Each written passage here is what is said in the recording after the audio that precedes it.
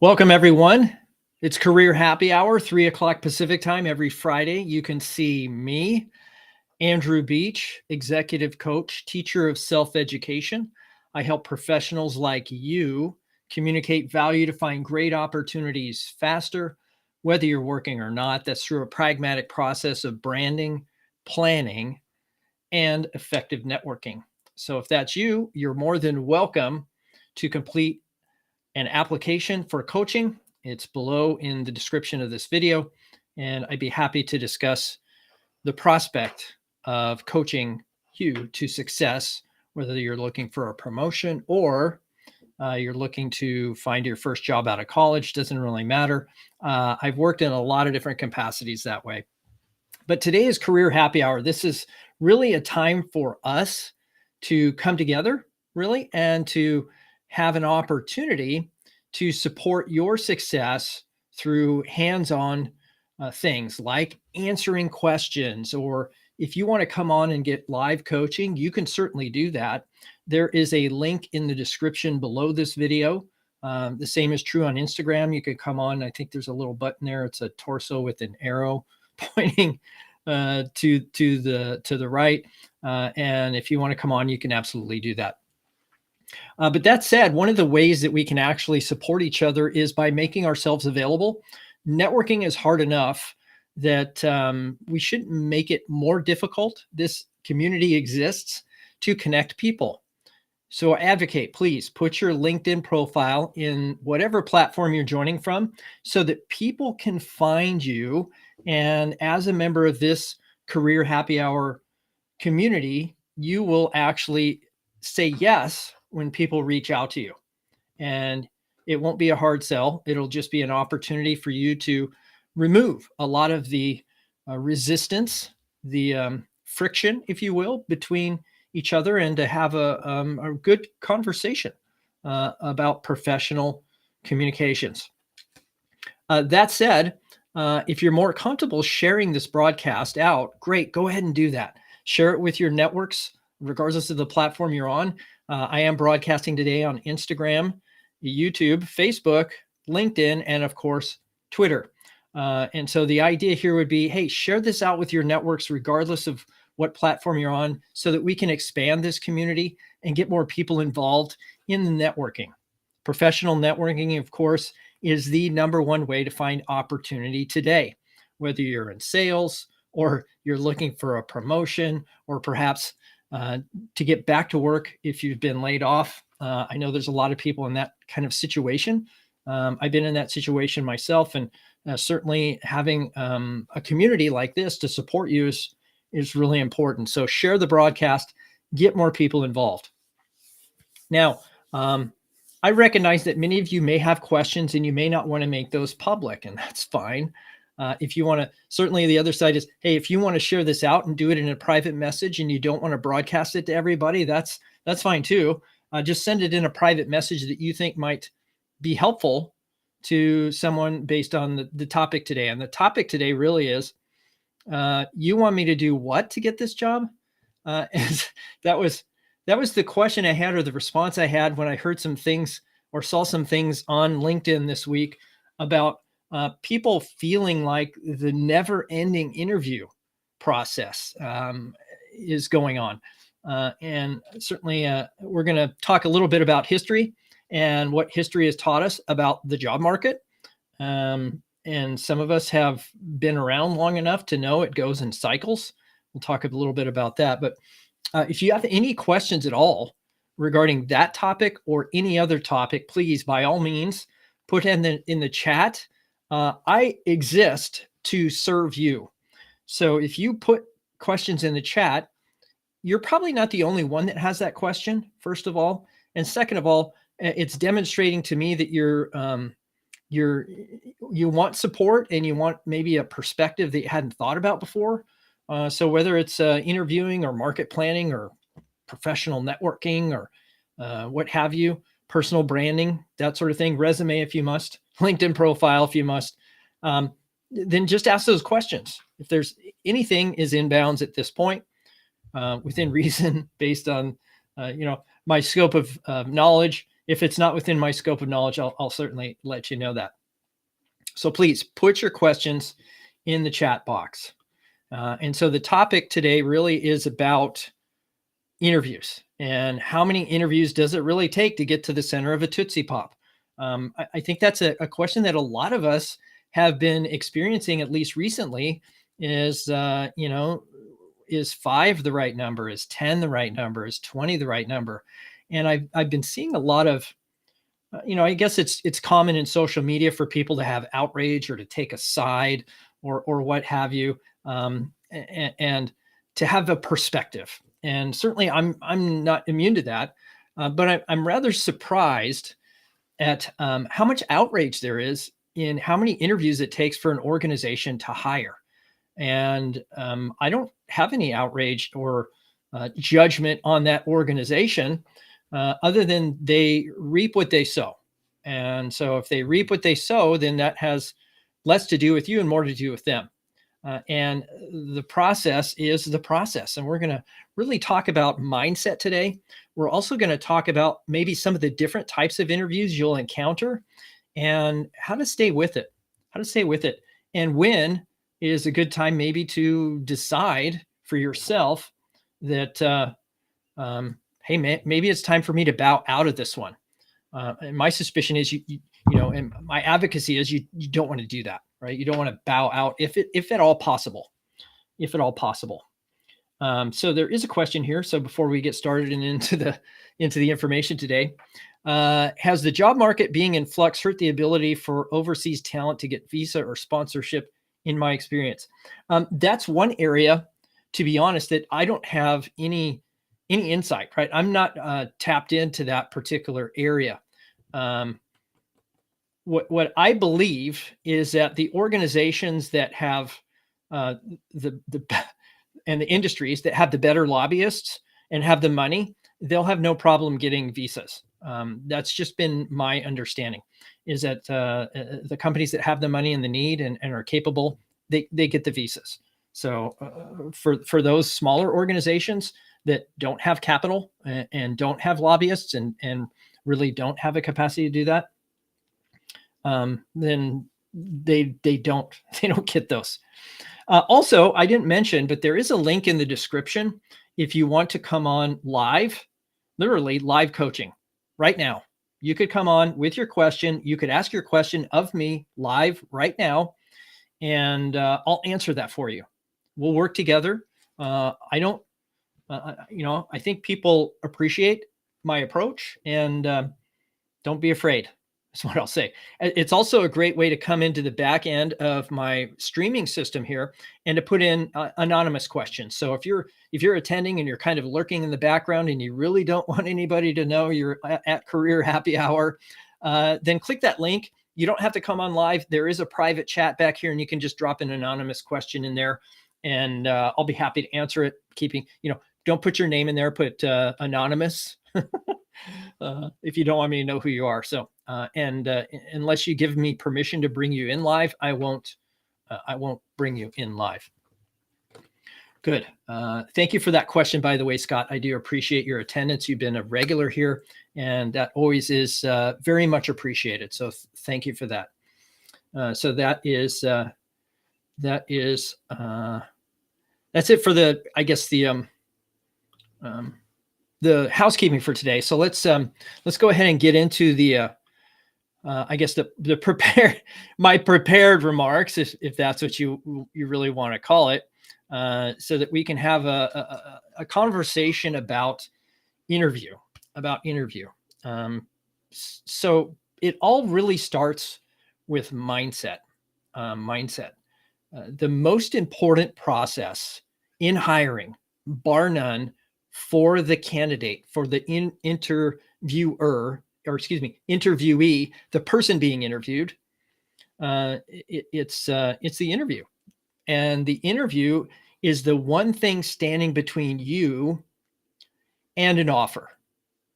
Not only that, but the quality of your preparation is directly related to leverage in negotiation. So if you look at the process of interviewing, there's very little in that entire process that you control. You don't control what questions they'll ask. You don't even control who shows up to the interview. You don't control their level of preparation. You don't control if they decide to pull that requisition right before your interview. You don't control whether or not you've gone through the interview process, expect an offer, and they decide to merge with another company and freeze all hiring. You don't control a lot when it comes to the hiring process, except for one thing, and that is the quality of your preparation. The quality of your preparation is what you control, and any preparation on your part is never wasted. It's never wasted. Why? Because even if you don't get this one, guess what? That preparation builds on itself and you can compile that into the next one that you're going after. Also, any interview process, as I look at it, is part of relationship building. And we'll get into that in terms of follow-up, that this is just, even if you don't get the opportunity, you still have had an opportunity to meet a person that you can then continue relationship with or in some way collaborate with over time, and that keeping in touch. So let's say you're the runner-up. In fact, let's say you're the runner-up 4 times with different companies, or maybe even 5 times runner-up. I had that experience talking to somebody in my network in the last week. 5 times runner-up. And what happened was, they just decided not to look anymore. And that's logical. I mean, at some point you get interview fatigue, so many interviews and not getting an offer. I would be fatigued as well. No doubt in my mind that I would want to maybe take a break for sure. But if we look at that not as I didn't get a job or I failed, then we're not looking at interview for its value, its virtue. And that is, I have now met a person that I can incubate and in some way foster relationship over time, because I know that that person may end up getting what? Promoted, may end up moving to a new company, may end up having another position become available because someone in their group either quit, retired, fired, got promoted, whatever, relocated to another geography or another team. That happens every day of the week. It's funny because, in fact, I talked to a guy just today. I had a networking interaction, and he decided to keep in touch with a hiring manager for 4 years. 4 years. He worked at 2 or 3 different companies. He kept in touch with this hiring manager consistently for 4 years. Position opened up. Guess who that person called? That person reached out to him, and he interviewed for that role and secured that position. Why? Just because he kept in touch with a hiring manager over time. That's the beauty. You've now run into a person that's on the inside that's a hiring person. Not, nothing against the talent acquisition or the HR recruiters, right? Or any kind of recruiter for that matter. But they're traditionally an administrator, a recommender, and perhaps a gatekeeper. And that means, yes, they are valuable to a hiring process, but they're not strategic to my long-term success in my domain. That would be being connected to leaders in my domain in the operation that I'm intending to be a part of. And so keep that in mind. This is a process you largely don't control. Offers and leverage in negotiation come from the quality of your and quantity of your preparation. Typically, the quality is derived from quantity. So I'm an advocate of a 10x strategy, meaning, hey, if I have a 1-hour interview with a hiring manager, I'm practicing prepping 10 hours for that interview. I've seen, and that's on the light side, actually. I've seen people go into a Loop interview with Amazon, 30 hours preparation, because they recognize that that's going to be a high level interview, that they need to be prepared, that they need to have their stories dialed in and practiced, and they may have to do a practical. So that's a lot of preparation. Yes. And that's even before this particular situation where there's so many open positions and so few qualified candidates to fill them. One of the organizations that I thought had it really dialed in when the pandemic first came on and everybody kind of shut down and was working from home was Amazon. They were onboarding people and putting them through an interview process that was less than 2 weeks. And I think that's something they're still really good at, is people that get funneled into that process have a determination in a short period of time. And that's why they've been able to, I think, attract and hire so many quality people. Not that they stay, right? The other side of the equation is, how are you treated once you're there? And that's true in any organization, because I can make any promise I want until you start work, and then it's something different. Or, I'm sure nobody here on Career Happy Hour has ever gotten into a situation where somebody promised them something that wasn't delivered. It happens all the time. The question is, what do they do about it, and how do they make it right? That's the bigger thing. And then, when is it over? In terms of mindset, the interview is over the first day you start work. That's when the interview is over. So often, I've seen this where my clients, I encourage them, hey, hold out, wait until you start work, because here I've seen offers pulled before the start date. So, the idea is we keep looking for opportunity, especially if we're not working, until we secure one and we actually start work. Now, this also helps you in terms of follow-up, and we'll talk about that at last. But the idea is we want to follow up until we either get the offer and start work, or we get a declination, at which point we put them in some kind of incubation process. So it's not over until it's over. And in fact, your follow-up, which we'll talk about in a moment, might actually be part of the interview process. So that's what you control. That's the mindset I encourage you to have as you go through your process here. Now let me get to the next slide here. Thanks for your patience. Now, when we're talking about the different types of interviews you will encounter, generally speaking, there's only a handful type of interview. And the first one that many of us will encounter is some sort of screening interview. Now, I'm not going to go into who's actually delivering this interview, but it could be an HR recruiter, it could be a technical person, it could be a hiring manager. It just really depends. But the screening interview is, generally speaking, a binary kind of interview. Do you have the skills? Do you not have the skills? It's ones and zeros. It's black and white, and it's really designed to validate or confirm that what you have given that organization in writing is actually what they have received, what they're seeing, and that there's continuity there. And so that's really generally the premise of the screening interview. The challenge that many of the people I coach is not to oversell, not to overshoot the target. We just want to get to the next round. And the next round is, hey, maybe with a hiring manager. So if this first one is with the HR recruiter, I can presume that the next one is likely to be with a peer or perhaps the hiring manager. But this is screening designed to really take a slate of candidates, maybe 20 or 25 candidates, down to maybe a dozen. And so it's a screening process to continue the filter down into a manageable number of candidates that they can actually interview. And so the idea here is know the answers to the very common questions that most screeners ask. And you can find these. Just Google top interview questions for screening interviews, or top HR talent acquisition questions, right? What are your salary requirements? And tell me about yourself, and what is your weakness? And these questions are out there. There's no secret question that's going to be asked of you. So don't think that there are any questions that are designed to trap you.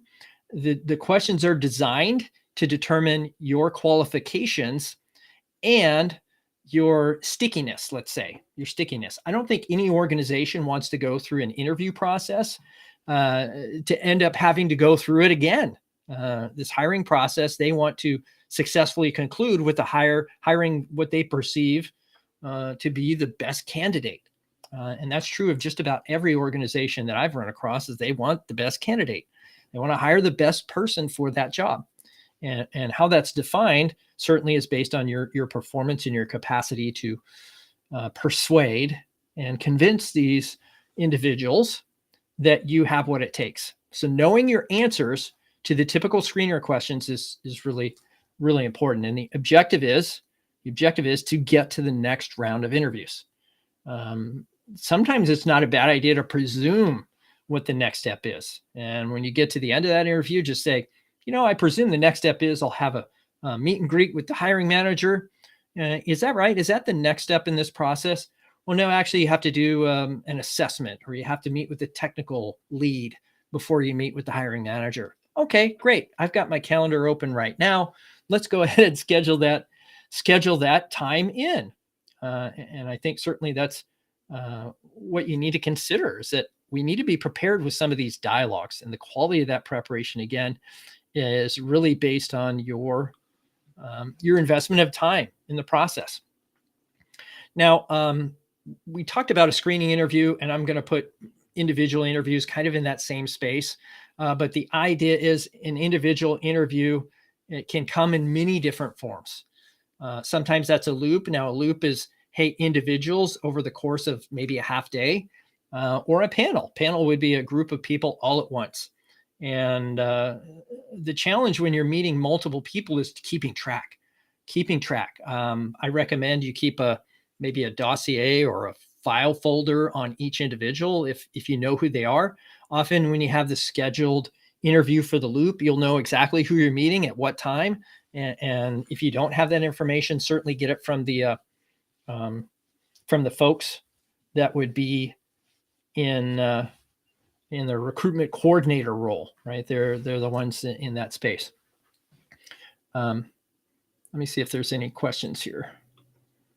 Yeah, I don't see any questions. If you have any questions, of course, go ahead and put those in the chat. I'm certainly happy to answer. So the loop, the panel, means there's multiple people, some one at a time. Others, a panel would be a group or more than one at a time. And the idea here is making it personal for each individual you'll be meeting. Each individual has a unique perspective or a reason they'd be interviewing you, or they have a demand or a desire or an interest in knowing something specific about you based on maybe what they're given from HR. The HR folks are saying, hey, you're going to interview on this characteristic or this component. Sometimes that happens. Other times they have personal needs. And the way that you'll collaborate on a day-to-day basis might be what they're interested in knowing about you. And so in lieu of not knowing, I think it's okay to ask. It's okay to ask individual, what do you need to know about me in order to make this conversation today productive for you? You want to be inclusive, demonstrate your inclusivity in that process. And so whether that's a loop or a panel, I'd really encourage you to do your best to individualize your answers for each person, often using their name to build rapport. That's a great technique. Hey, Andrew, thanks for that question. Here's how I'd handle that, and just go right into your answer. And then certainly ask questions back. So it's another way to build rapport. By the way, if you want to, you can send me a private message on any one of these networks or an email. And if you want, I can give you a copy of my interview checklist. I think it's a great document. It's just a freebie giveaway that I give to a lot of people just to help them prep and consider almost all the things. It's in various degrees of updating and improving, but thinking of all the ways that you can be absolutely prepared for an interview. The other consideration when it comes to a loop or panel, which could be over a half day or spread over 2 or 3 days at a time, is the physical preparation. This is often overlooked by many people that I coach, that, hey, this concept of rest and hydration and breathing exercises and meditation and warming up your vocal cords and not drinking too much caffeine or coffee, because that might actually cause a scratchy throat or to in some way paralyze or incapacitate your vocal cords.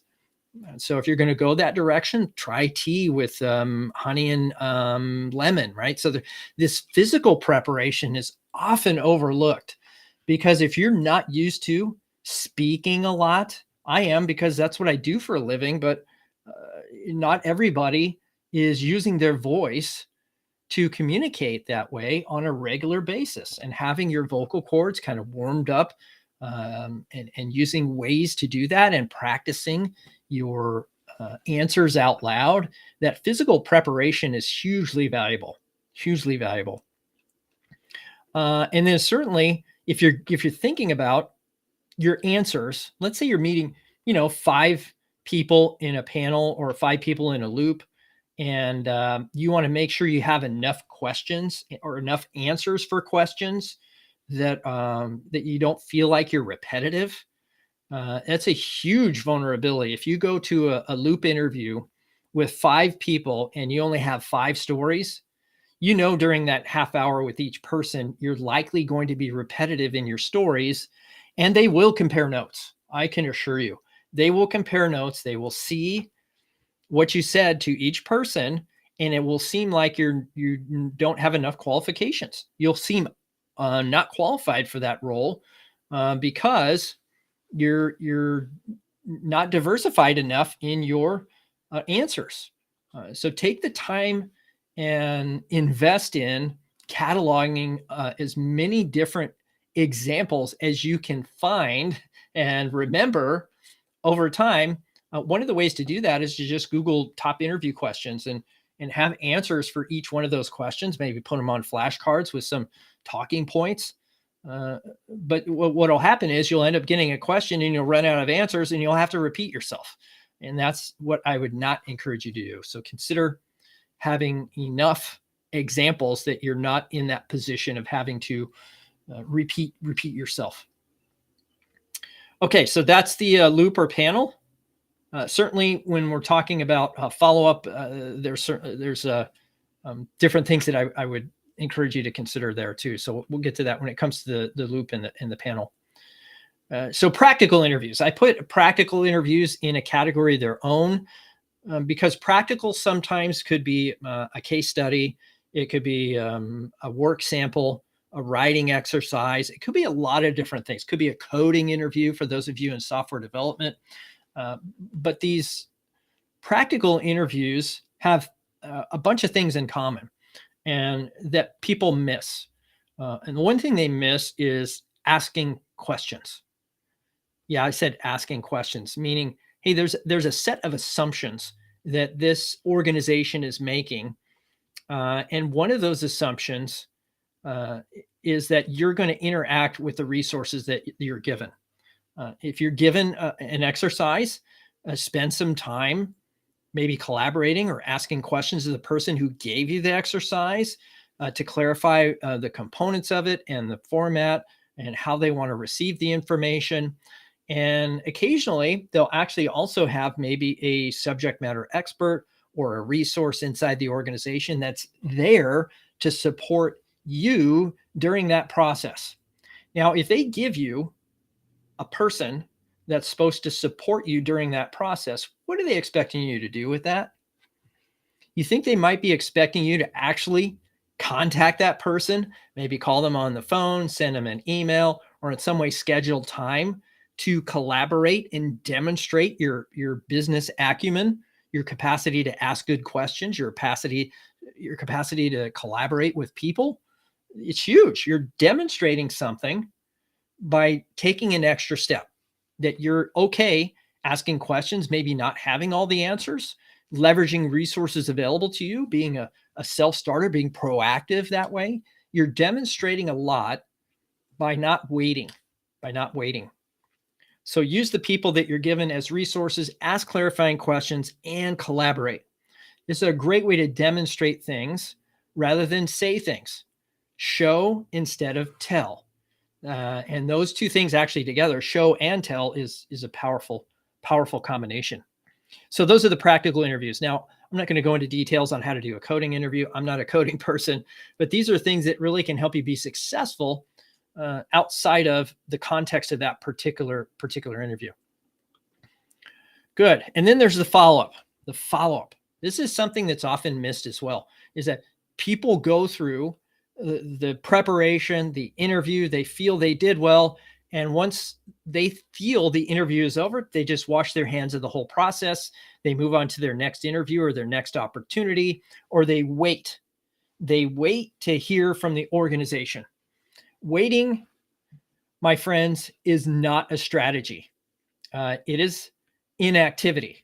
And inactivity, by its nature, is not going to end positively for most people.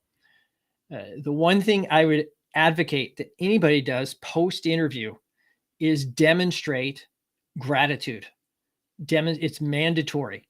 You must send each person a thank you note specific to that person, and you need to thank everybody as part of the hiring team.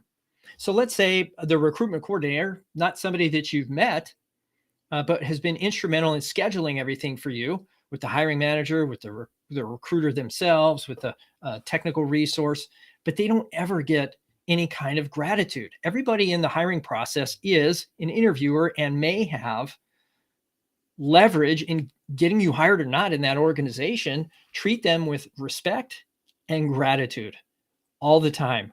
In fact, I don't think you can give too much gratitude. I don't think there's any amount of gratitude that's too much, to be honest.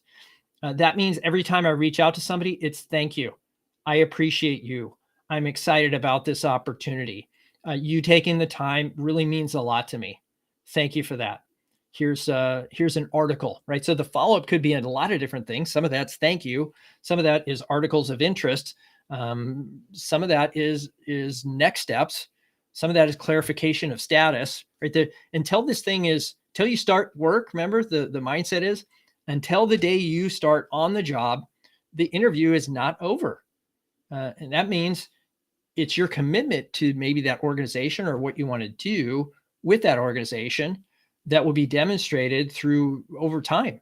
And it may be the 4-year plan, like my friend that I met today, where he kept in touch with the interviewer for 4 years.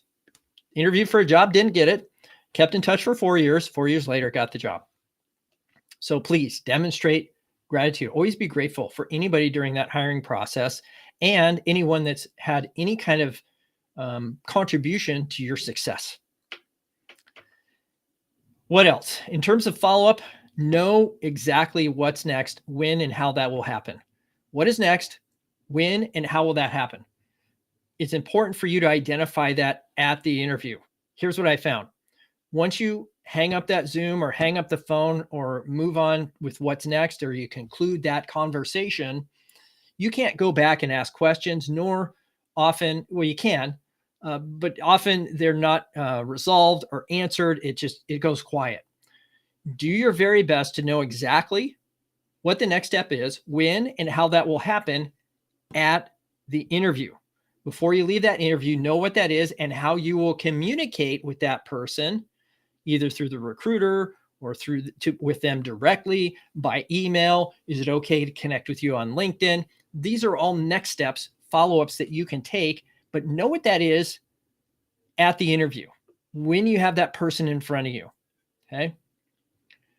Long-term, as we mentioned before, this is a long-term play. Each interview is a networking interaction, meaning I just invested time in an individual that might return back to me in some capacity through reciprocity. The law of reciprocity is a real thing, and it only comes after you've invested in other people. That's the law. The law is you pour in, you should get out. And that's not a thing to be leveraged. It's a thing to just realize that it's the truth. So those are my thoughts on the never-ending interview process, and just a little history lesson while we're here. Of course, you can put your questions in the chat. I'm happy to answer whatever questions you might have. But I look back on my career, and when I first came out of college, long time ago, I think there was a recession, early 90s. Wasn't a whole lot of opportunities out there. There was a lot of people looking for work. There wasn't the internet as prevalent as it is today. And a lot of your finding of opportunities was through newspapers. Crazy, I know, that people would actually advertise job postings in the newspapers. And so I remember that time, and I ended up finding a job. But it was very competitive. It's still competitive today, at least I think it is. Just to think that there's so many openings and not enough qualified people doesn't mean there isn't still competition for the best roles. There is. And it's still true that people hire those or buy from those that they know, like, and trust. That is the truth. And what I found is, hey, the market got good. And then, in the mid 2000s, we hit a peak after the .com and the Y2K stuff and all that. And then we had the Great Recession. And I can remember there are several people that I know personally that experienced 2 or 3 years looking for work. Yeah, I said 2 to 3 years looking for work. There were more candidates, more people in the market than there were jobs available. And we have been in now a process, I think probably for the last decade, maybe a little bit more, where the scales are tipped toward the candidate, toward labor. It's not toward the organization. And that can't continue. It just, if you look at any cycle in economics, it goes in waves. And, be prepared. These kind of concepts and this idea, and, you being in the driver's seat now doesn't mean you'll be in the driver's seat forever when it comes to a hiring process. I would really consider that at some point in the future, you might run into a situation where there's payback, right? There that you approach things and people remember how you treated them, and so keep in touch with people, yes, but also recognize that it won't always be this way. So I don't see any other questions here. Certainly, if you do have questions, happy to answer.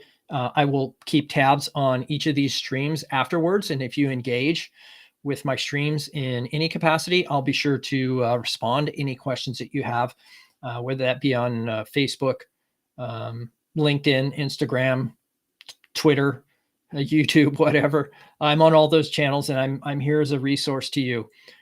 So if there's no further questions, I will go ahead and wish you a great weekend, and I will see you next Friday for Career Happy Hour.